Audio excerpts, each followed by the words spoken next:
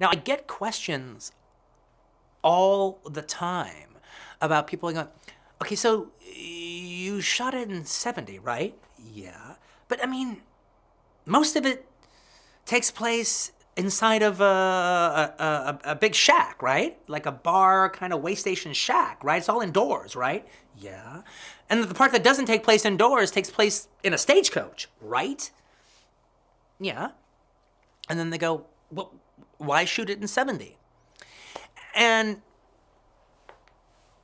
I understand the question, but to me, that's just a very narrow view of 70. I mean, it basically is just suggesting that, the only reason you would shoot 70 is if you just want to shoot mountain ranges or vast desert landscapes, or basically landscapes in general. I mean, that's basically what everyone's saying.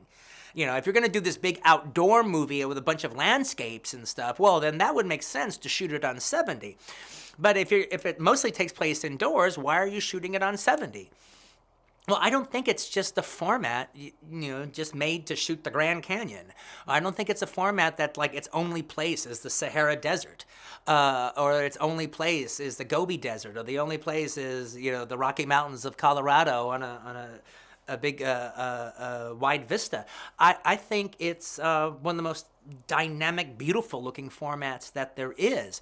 And I've always understood from my very first movie, Reservoir Dogs, which was a scope movie, even though it all took place in a warehouse, and everyone was like saying, well, why are you shooting scope for your first movie if you're just taking place in a warehouse? Well, I actually believe that these big formats actually offer more intimacy, that you can be closer to the characters. It can bring you closer, and it can actually invade the intimacy of the characters in its bigness in those big close-ups and stuff. But also, it's just the fact that like I said, I don't think it's just a format that's only meant for travelogues. And if that were the case, that would be the case. But I don't think it is. I think it's a very narrow view of the uses of 70 millimeter film, especially when you have somebody like Bob Richardson doing the shooting and doing the lighting. So, we'll see what they say, but hopefully when people see Hateful Eight, they won't ask, why did you bother shooting it on 70? How gorgeous it is, and how vivid it is, and how intimate it is will be the answer.